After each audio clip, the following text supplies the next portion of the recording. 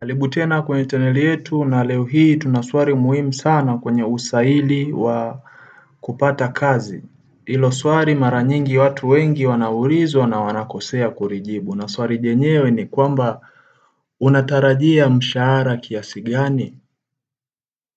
Watu wengi sana wanavyoenda kwenye interview wanaulizwa hilo swali, unategemea mshahara kiasi gani? Kwenye interview mbalimbali za mataasisi za makampuni. Mara nyingi sana hilo swali lazima uulizwe na ukutane nalo, lakini watu wengi wanajibu ambavyo sio sahihi. Hivyo basi kuwa nami mwanzo hadi mwisho uweze kujifunza namna gani ya kujibu hilo swali na kwa nini wanauliza.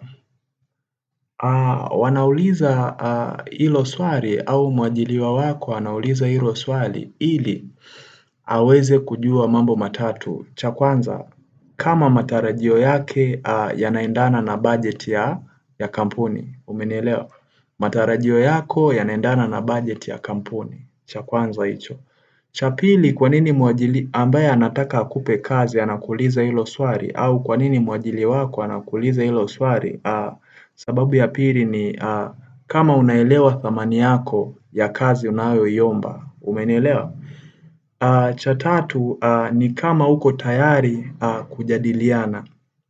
Kwa hiyo jambo la kwanza kwa nini anakuuliza?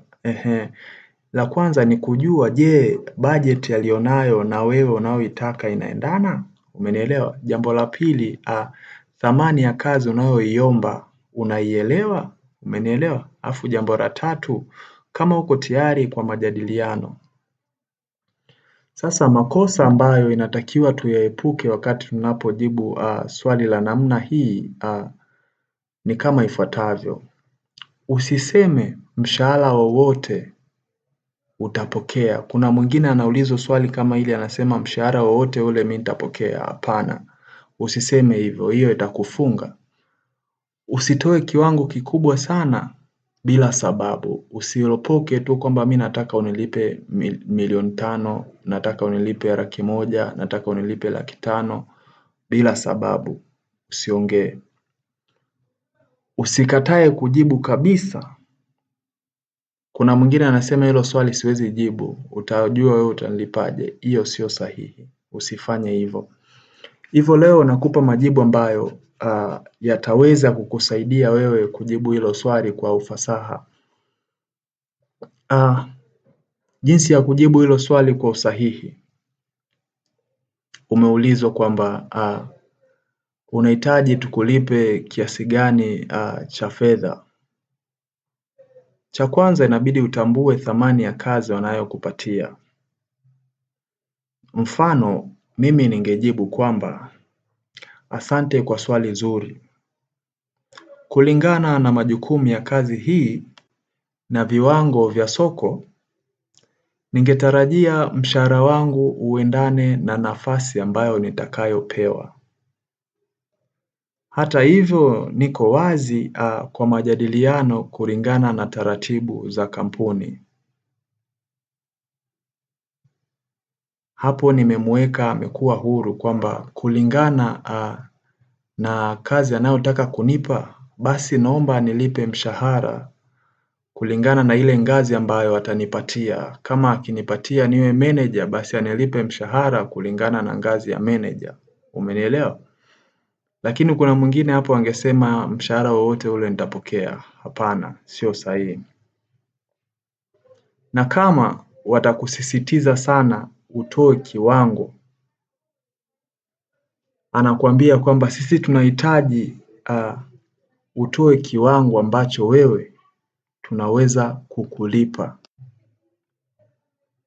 Sasa mimi hapo ningejibuje?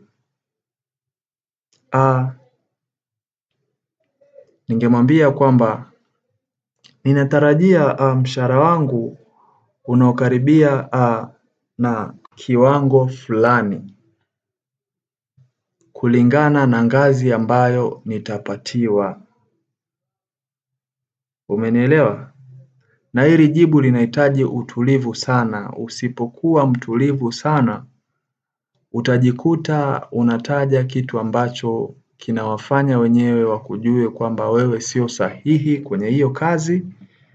Na kama umenielewa hapo, nimekuambia ukiambiwa utaje kiwango, jitahidi sana utaje kiwango ambacho kinaendana na ile kazi ambayo wanataka kukupatia. Angalau unatumia neno angalau, hata ikifika kiasi fulani itakuwa sawa, lakini naomba mnilipe kutokana na ngazi ambayo mtakayonipatia, daraja la au mamlaka ambayo mtanipatia. Kama nitakuwa manager, basi wakulipe kwa ngazi ya manager. Umenielewa? Lakini kulingana na usawa wa kampuni na uko tayari kwa majadiliano. Umenielewa? Usipotulia kwenye kujibu hili swali, automatic pale pale unafeli. Ukisema kwamba wakulipe pesa yoyote ile, unafeli.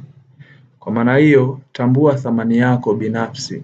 Kabla hujaongea chochote, fikiria kwanza. Na hii ni Ajira Update.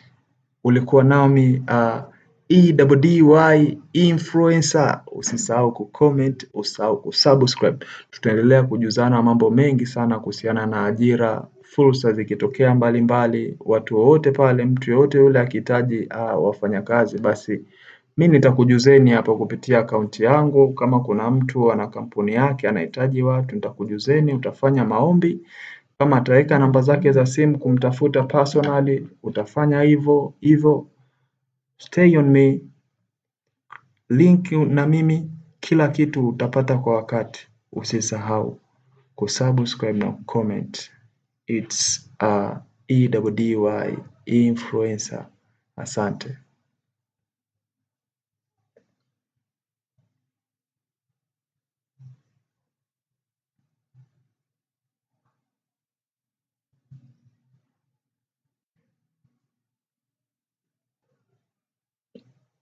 Ciao.